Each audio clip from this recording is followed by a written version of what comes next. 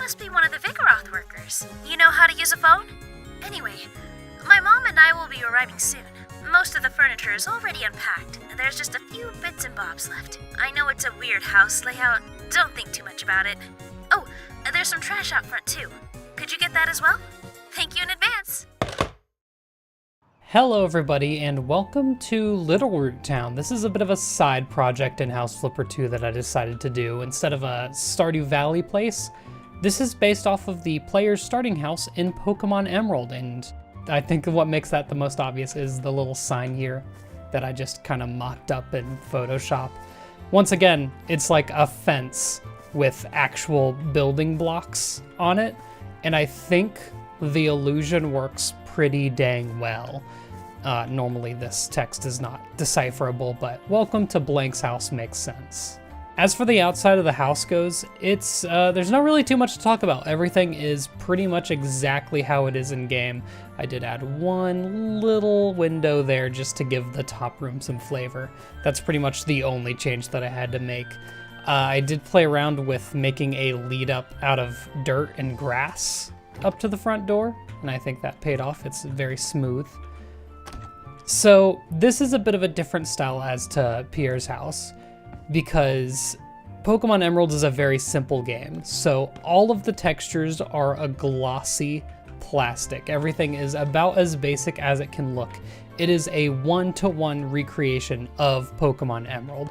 No fancy things, nothing filling the walls.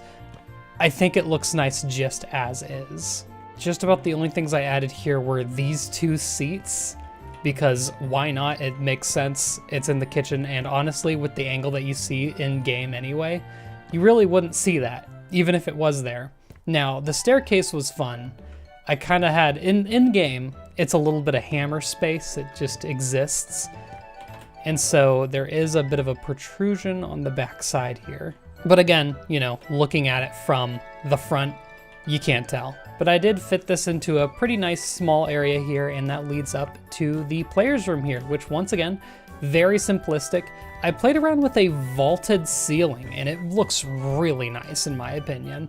There's a lot of options when it comes to roofing in this game, so I was able to get this roof to collide with this one, and this one takes precedence so it doesn't clip at all, and it just looks like a proper vaulted roof. I'm a really big fan of that. But once again, nothing done here. This is the orange GameCube that's in game. Nothing special done here other than adding this one window, because otherwise it kind of looks like a gel cell. Now moving on to the job. That was the house version. You could just make it your home base if you want, that's fine.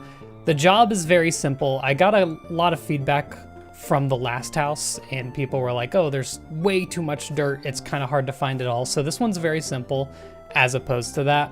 So you probably watched the beginning of the video. First of all, shout outs to Danny Chambers. Thank you for doing that voice. I'm a big fan of hers. Watched her blow up. Love it. She's in like everything now. Anyways, it's a callback to the intro of Pokemon Emerald when you have all the Vigoroth running around unpacking things. You're just moving in with your mom. And so it's a very simple unpacking quest. So we have the TV there, the two stools go in the back. This is one of the reasons why I added them, just so there'd be a little more to unpack. We've got the front rug. And then we have the 4 chairs for the table. And in the dialogue I did put, like, most of the stuff's already unpacked. You just need to really do the details.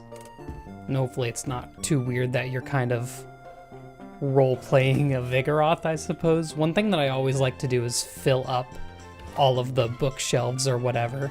So what's in here is a lot of vases and stuff that you can fill this up with, and you can really do that however you want. And then if we go upstairs, also there's this space here. It could really work as like a broom closet or something. By the way, I always make sure that all of my light switches work. They're always hooked up properly.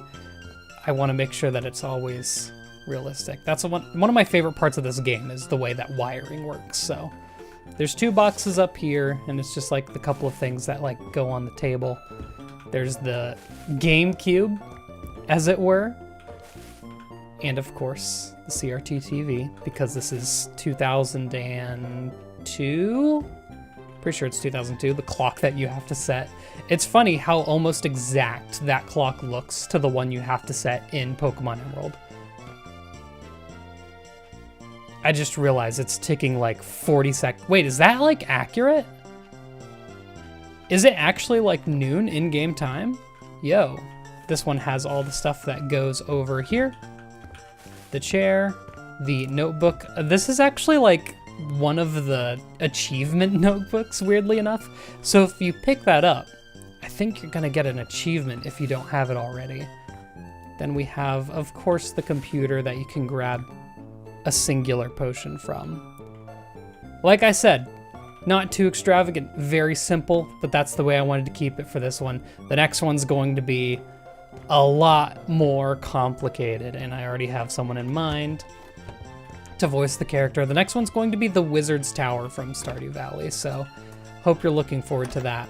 So in the future, when I do these small buildings, kind of like this one, I think I'm going to make it a bit of a montage, because as you can tell, this video is a little bit short, so maybe I'll do like 3 small buildings all at once and show them all off, all in a row. And I just realized that's brick. I'm gonna have to fix that up. As always, you can find these jobs on mod.io. I was surprised at how many people actually downloaded the last house, Pierre's General Store, so yeah, all my stuff will be on there, and I will make sure to fix the little inaccuracies. But of course, you can fix it yourself in-game. That's not undoable. Anyway, thanks you for watching. See you in the next House Flipper Friday, and good night.